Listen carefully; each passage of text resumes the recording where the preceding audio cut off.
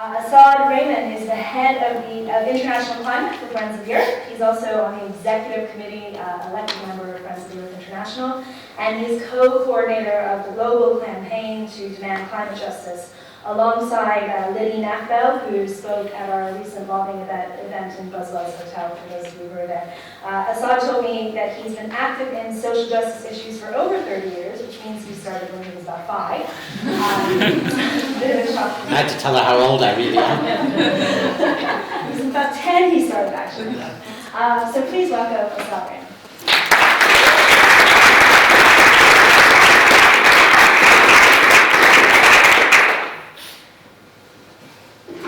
Stop what I won't get told, because I have a tendency maybe to go on for too long, so I've been told to speak for half an hour. So first of all, thank you ever so much for the kind introduction and the kind invitation to be able to share this evening with you.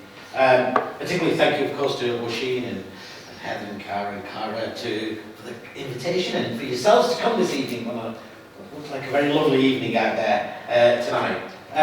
I'm always really happy to come to Ireland. I always say it's a country and people I have a lot of affection for. Might be able to tell from my accent. I grew up in Lancashire, and I grew up in Lancashire in the 1970s and 80s when it really wasn't a very easy time there. There was a lot of racist violence, there was a lot of attacks on the black community, a lot of physical attacks, firebombing, the whole packy bashing, people marching through our areas with Union Jacks. And I remember when we were living in areas, and I remember seeing this sign of the infamous sign of the no blacks, no dogs, no Irish. And I wondered who these Irish were. Hated how much we were, And I, as a young kid, I was really trying to understand this whole racism issue. And these Irish, they're white people. Why are they hated in that same way? And I realised that actually we had a very, very similar story. We were in the same boat. But, we had a similar story of migration, of coming and doing the dirtiest jobs, of having to leave homes and families and moving because of economic hardship. And like my own story of my own communities, as I find out about the Indian subcontinent, about the understanding of colonialism and the realities of mass starvation, of famine, of disease. And so I started to understand and read about the history of Ireland and the famines here. And for somebody who came from the Indian subcontinent, I was born in Pakistan, I was really interested. I read about the Bengal famine in 1943, where 1.5 million people starved to death and another 3.5 million people died because of disease. And we were producing huge amounts of food. I mean, the Indian subcontinent, it wasn't that there was no production of food. And it made me understand much more in terms of that experience of the Irish people and the Irish community. And how, when we look at the world, at that age I was really trying to understand, what was going on in the world, why the world we lived in was as it was, and, who decided, who was rich and who was poor, all those sort of questions, who lived and who didn't, who politicians listened to and who they ignored, and it made me understand much more, and it gave me a burning passion for justice, and it's something that I suppose the more I read about the Irish people and the Irish community, I realised that was their story as well. It was a story of a fight for justice. And that's why I'm always really honoured and really proud to be here. And I've worked a lot in terms of with different Irish communities about our common experiences in the UK. Now, you might be wondering why I'm talking about that and not, the talks in Paris, because I think, like most of you may have seen in the pictures on the newspapers today and our pictures on television screens today, the bodies of the young men and women who've been in the Mediterranean. 500 people, as calculating, drowned in that boat. This is just another number. It goes along with the calculate. 3,500 people died last year, drowned. Countless many more that probably nobody will ever know how many people actually died. And these are people who are fleeing. They're fleeing hunger and conflict and persecution, resource wars, and they're actually part of the unjust world we live in. And it's a world where more and more people are being forced. And interestingly now, they're saying that more people are being forced from their homes because of climate impacts than because of conflict. and that this is likely to get worse and worse. In fact, Nicholas Stern, the British economist who wrote the whole Stern report, talks about it, says, well, you know, we're in the future we're talking about billions of climate refugees. And it's a world where the response of my government, and I presumably the response of the Irish government, along with the European Union, was, in the light of all of these people coming and driving in, was to cut the funding for the rescue boats. It was to stop the search going out there, because they said, well, it encourages people. It encourages migration if you're actually rescuing people. Actually, no, that's not what encourages people. What drives migration is, of course, poverty, it's climate change, it's hunger, it's all of those things that the Irish people know, and I know. It's what drives us to leave our homes. But to me, it sums up, actually, climate change, because it sums up the desperate need in an unjust world, and it sums up the inaction of our governments. Our governments actually fail to act, even when they see it on the television screens and in reality. So that's why I think, you know, we are all in this room together, because actually we are at the very core of who we are. We believe in justice, you know, and we believe in justice not just for ourselves, but for communities all around the world. And we believe that justice comes not because it's easy, it comes through a struggle, and it is a fight. I mean, and climate change is a real fight. And it's a fight where we're seeing the realities all around the world. And we've seen it, you know, in the Philippines, you know, where once in a century storms, super typhoons, became once in a decade super typhoons. And now they're every year or every other year. 10,000 people died in Typhoon Haiyan 2 years ago. 10,000 people. And last year they were hit again by another super typhoon. And I'm sure when we're in the Paris talks, they will be hit again by another typhoon. 18 million people, you know, in the Sahel, in West Africa, suffering drought, and a collapse and famine because of collapse of their food production. And in 2010, you know, my country, Pakistan, we had 30 million people were displaced because of floods. Floods because greenhouse gases were warming the glaciers in the Himalayas and sent such force of water that it flooded so much part of Pakistan. And already in the small islands, you know, in Tuvalu, in Maldives, in Nauru, when you speak to those people there and the governments there, people are planning now. They're planning, how do you move whole people out of those places? How do you shift not just a few people, but how do you move entire countries of people, because the impacts of climate change are there. And it's not just over there, you know, it's over here as well, you know. It's not just that the poorest of the poor, those people, you know, I really remember, I think, probably a lot of climate change pictures always had that classic picture of the poor Bengali person wading through water and saying, climate change is about them over there, it's about poor people with brown or black skin. Actually, it's not anymore. It's really about all of us. And you can see that. You see that with the typhoon. I mean, with Hurricane Sandy hitting in New York. You see it with, you know, your storms. I understand you had last year over Christmas, you had stormiest winter. You see it with the floods that happen in Dublin and Limerick and Cork. Same as now in the UK. We're seeing the impacts of climate change.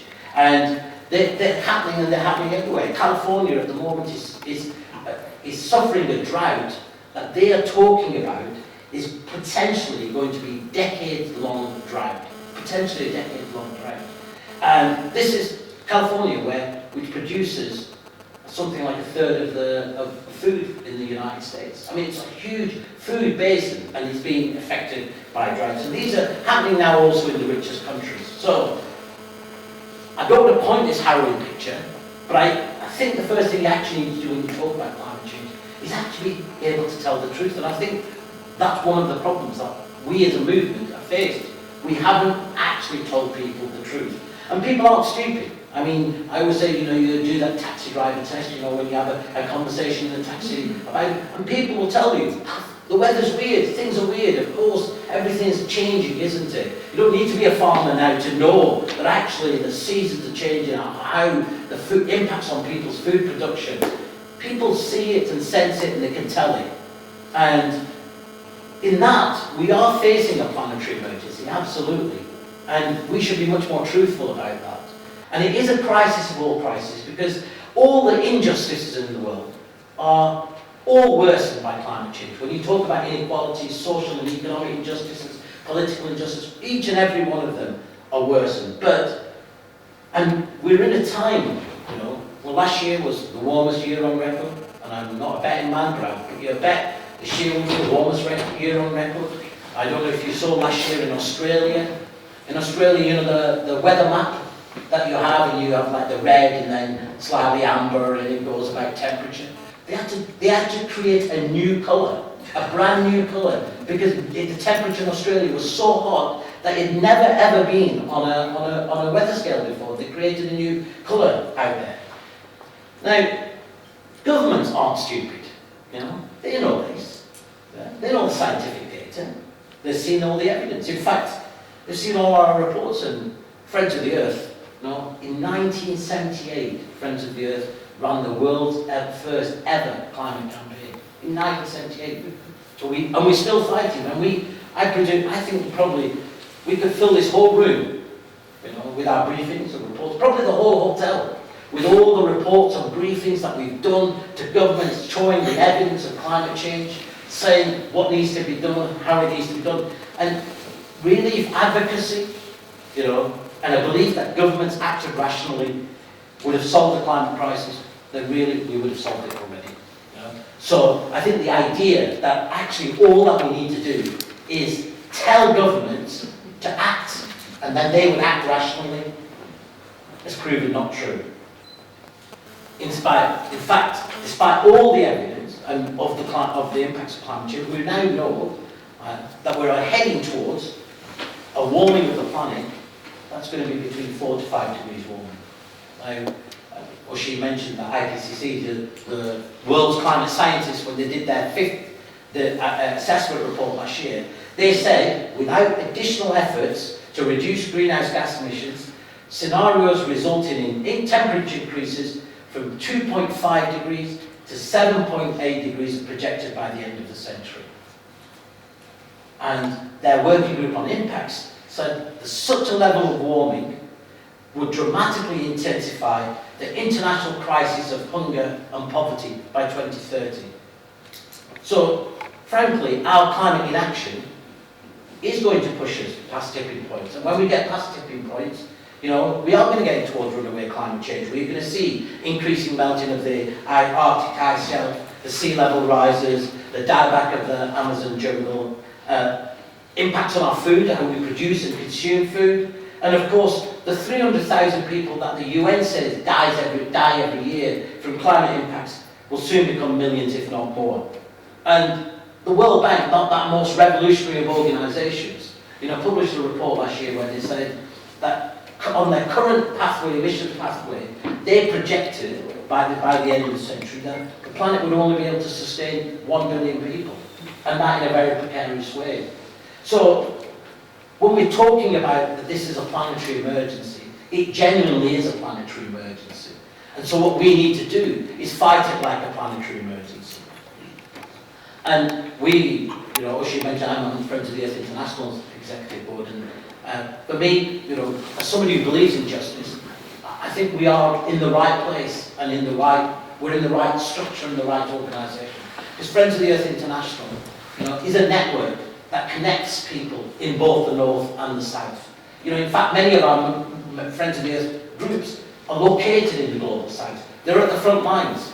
They're in El Salvador, working directly with communities that are being impacted by landslides, or in Colombia defending communities who are being displaced because of big hydro dams, or in Honduras where, the communities our Friends of the Earth group work with, are losing not just ones, not just tens, but hundreds of people in extrajudicial executions and kidnapping and murders by right-wing despots because of land grabs around agrofuels and palm oil plantations.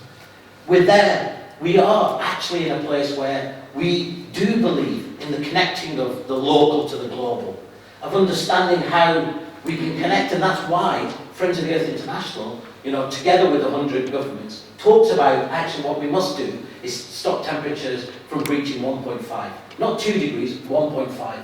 Because actually even the 2-degree warming, as we know now from the climate scientists, tells us it's much more dangerous than we'd originally thought. And that 2-degree warming that the EU and our governments all think is on a 50-50 chance of 2 degrees. You know? It's not even like this is a strong chance we're going to avoid 2 degrees. It's actually the more that the science tells us we need to act, the less our governments are acting. And to give you a sense of what that kind of timescale we're looking at is, you know, the emissions budget, if you calculate what's left in terms of the emissions budget to stop at 1.5, it's probably about 15 years of emissions in our current trajectory. So it's a sense of urgency and timescale that we have got. And we live also, of course, in a very, very unequal world, so the impacts are also happening very unequal. And we all know we have 1 billion people around the world who don't have access to water. You know? We have 3 billion people who don't have access to energy or electricity or clean cooking. You know, we have 30,000 people who die every day from avoidable diseases. And we have 2 million children who die from diarrhea. So we know that the way that the world is working at the moment doesn't resolve or doesn't answer the needs of people. So when you paint that bleak picture and you think, okay, so is Paris going to be the moment where we make a difference, where we make a change? Well, to be honest, and I had this conversation earlier with the machine, you know, it's not. If it's not going to be a save the world moment. We're not in Paris going to save the world and be able to walk away and say, job done. It's not like that. And I think we have to be truthful to understand why that's not going to be the case. So you can't lie to people. And I think we've made some real mistakes in terms of doing that. Because what it does, it misunderstands power. It misunderstands what actually is at stake in terms of tackling climate change. And at the moment, the forces of inaction, businesses that benefit from climate change, that are producing billions in profit, they have too much power. They have more power than you or I. But we know that, because most people get a sense of that now in their own countries, that decisions are being made, not in their interest, but governments are making decisions in the interest of corporate elites. And I don't know if you read The Guardian today, British Petroleum, BP, announced it was getting rid of all of its investments in green energy.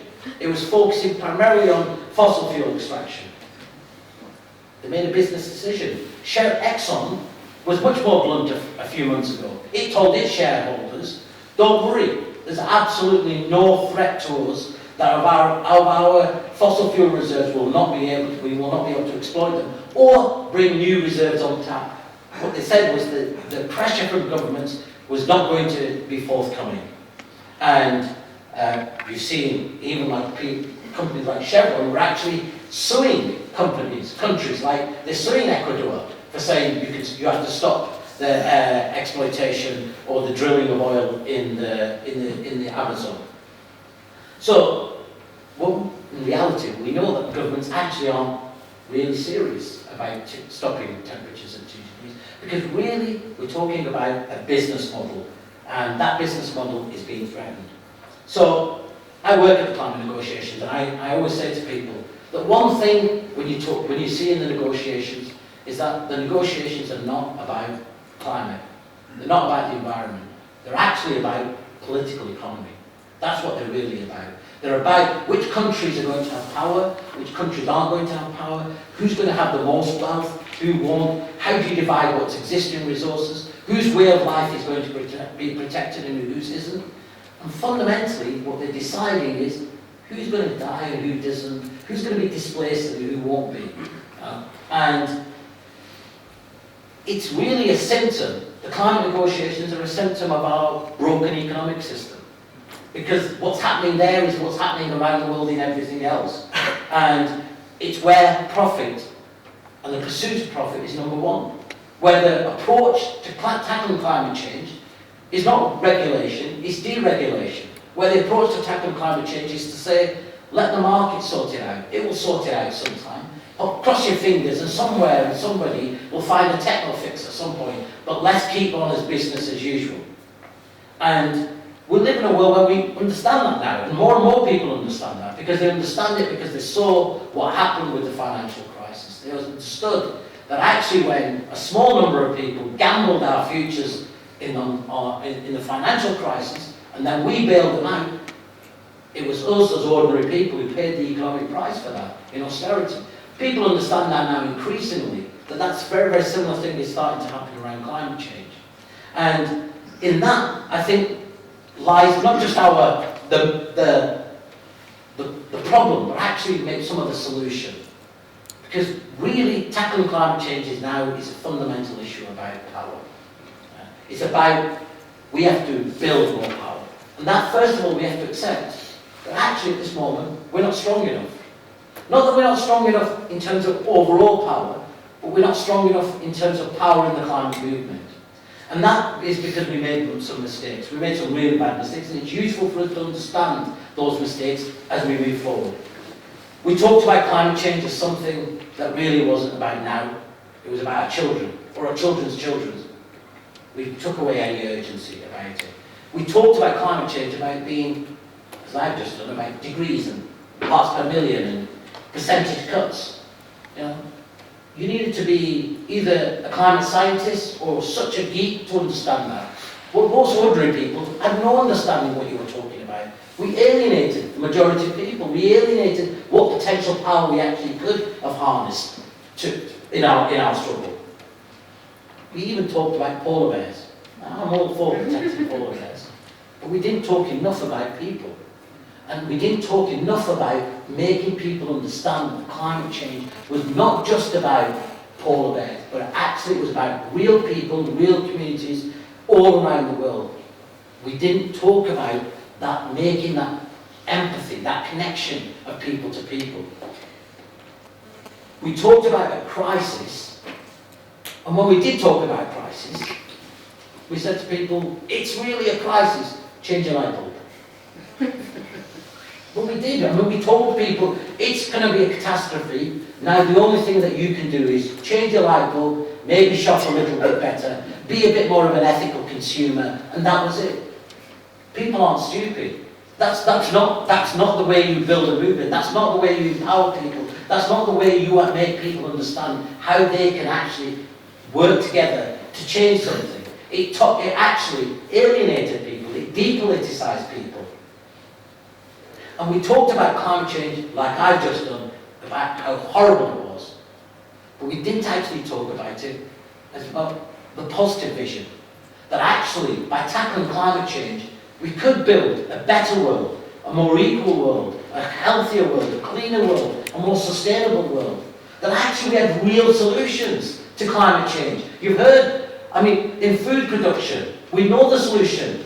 This is not about us as radicals. This is the UN itself says agroecology is the solution to food production. It both cools the planet and can feed 3 times the amount of people on the planet that exist today. We have no shortage of food. What we have is a problem of industrial agriculture. We have a problem of domination of an industrial model of food that leaves some people starving and leaves others with too much food, excess consumption and waste. We have an energy system where we produce and consume energy in a way that is not only burning the planet, but we actually have solutions. We know we can be renewable, we can be 100% renewable, we can bring clean energy, not just to all of us, but to the billions of people who don't have access to energy.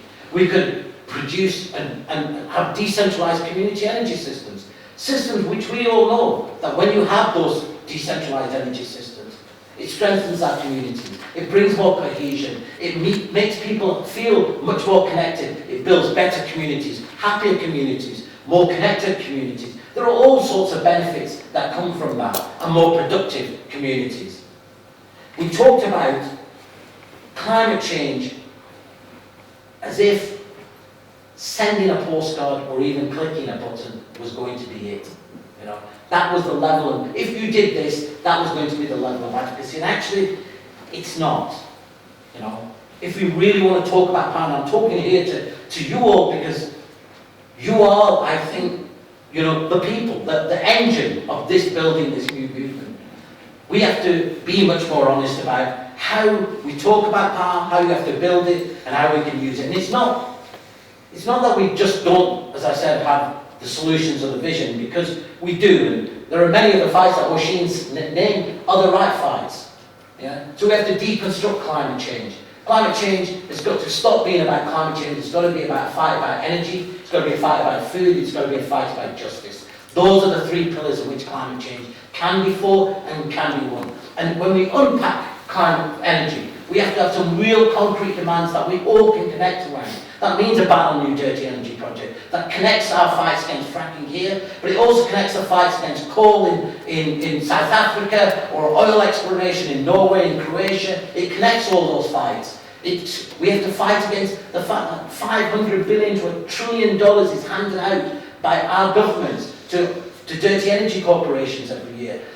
My government, I don't know what the Irish government does, but my government, the UK government, hands £2 billion to oil exploration every year. 2 billion, and yet it talks about climate change in one hand. It now talks about maximising every inch of hydrocarbon that it can. It means basically what they're saying is we have to keep drill, baby. That means exploiting more North Sea oil, fracking and coal and oil.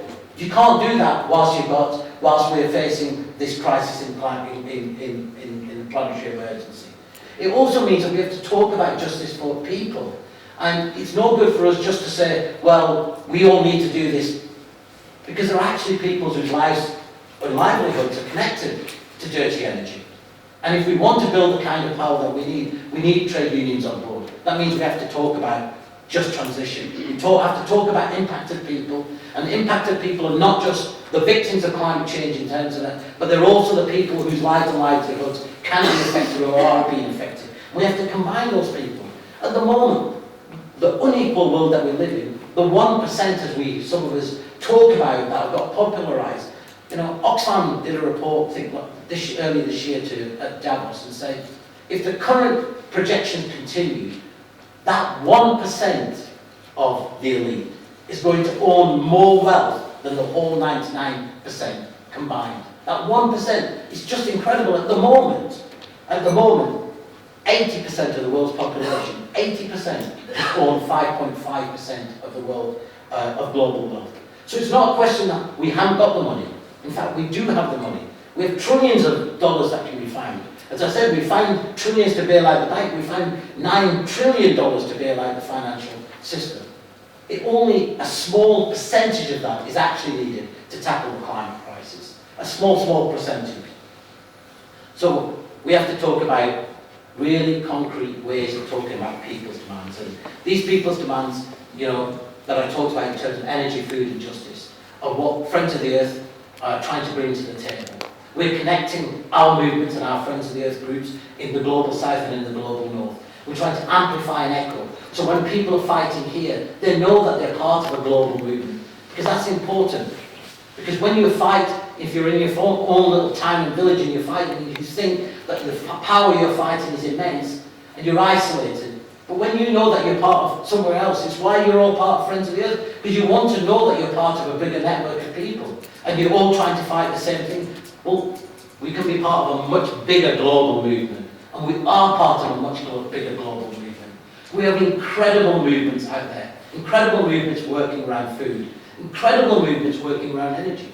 We just haven't harnessed them. We haven't connected them. We haven't brought them together. There are lots and lots of people doing community decentralised energy systems now. There are people and suppliers and local producers of food, and in terms of organic food. There are whole farmers beginning to shift and question the industrial model that they're doing. We need to connect with those people. We need to connect with the hundreds of thousands of people who are actually, fitting the solar panels. These are all people that can be part of our movement, that we haven't necessarily spoken to or connected. And we have to have simple things that people understand.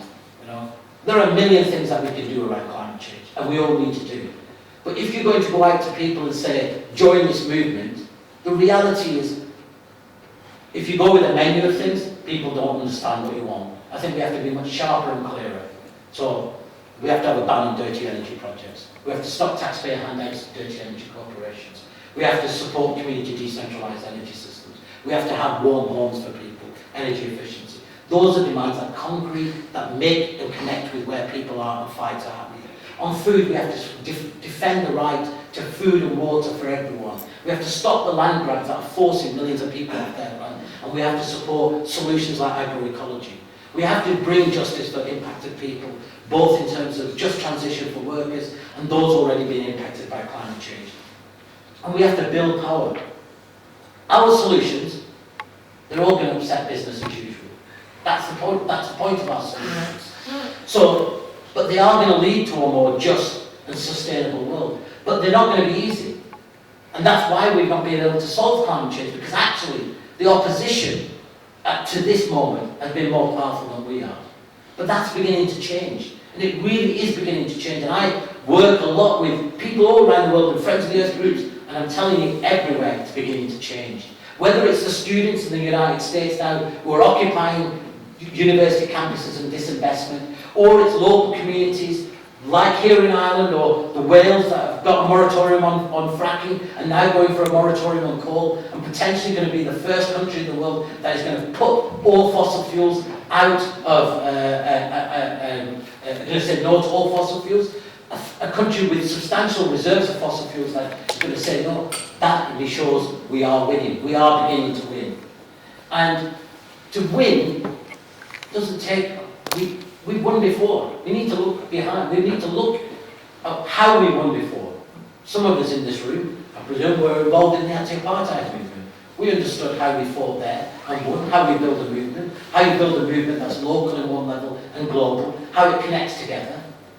We know through history, every single victory we've had, every single set progress we've had, whether it's the right to vote, ending of slavery, the right to join a trade union, or even the end of colonialism, have all come through struggle, have all come through organising people, of using what we got, which is people power.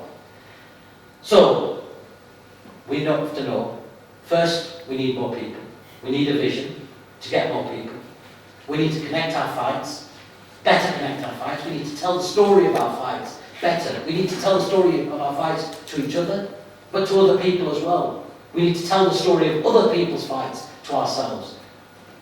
So when people are fighting for example, in South Africa and Friends of the Earth groups there, fighting against Eskom, the big coal-fired power station, and our groups are able to lobby here, that's important. That's solidarity. The idea that people here can take action together with other people and change things. So we have to connect and amplify and echo it. And we're in the right place to be able to do that as Friends of the Earth also. Friends of the Earth International has 5,000 local groups around the world. It has 2 million supporters, but it has much more than that. It is connected with lots of social movements, whether it's Via Campesina or the World March for Women or in the Global Campaign. It's connected with lots and lots of powerful movements, and it's connected with powerful movements here. The work that Friends of the Earth groups, whether it's Ireland, Wales, Scotland, England, Wales, we're all doing are working with our fracking communities. That's power. All of those communities now starting to look towards Friends of the Earth. They're part of the network in which we've got. They're part of a set of people who will act with us, who can work together. We have to be able to harness that and to go out both locally and nationally, but also amplify it globally. But it's also about us showing, our solidarity to each other in terms of when we act. So when you're acting here on moments, it's also incumbent on our Friends of the Earth groups in England to show solidarity, to say how can we support you? Because it may be that your fracking company is financed by our British bank, or it might be it's our British company or English company that's here. How do we work together? How do we identify what their weaknesses and use our strength better, more effectively to be able to impact that? So, and I think that's how we've got to look towards Paris, because Paris, if we look at Paris this year, it's not going to live up to our expectations of what is actually needed by either science or justice. But don't be disheartened, because actually Paris is much more important than that. Because Paris is going to be a moment when we express our power, when we show how strong we are now, when we're saying this is the beginning. Paris is not the end of what we're trying to do. Paris is the beginning of what we're trying to do. It's the beginning of where we're showing that people connected, people fighting to protect their homes, their communities, their lives and livelihoods can come together. People demanding the right to green jobs and climate jobs. That power is being mobilised. and it's going to be expressed in Paris. It's going to be expressed in mobilizations, in voices there, but it's also going to be expressed at a national level. And that's really important, because what we have to give the sense of the world a sense of is that the climate justice movement is on the move. And in that, we're not at the beginning of that journey, because of course, as I said, there are fights going on. But I think we're moving into a new stage of the climate justice movement. And it's really where our movements are being more effective. Our movements are able now, I think, to be able to force our governments to act.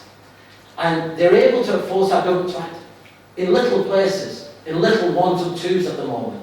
But that can definitely be amplified. And I'm not going to say that it's going to be easy. In fact, it's going to be a very, very long fight. It's going to be a very long fight. It's going to be a very, very difficult fight. But nothing is gained without that.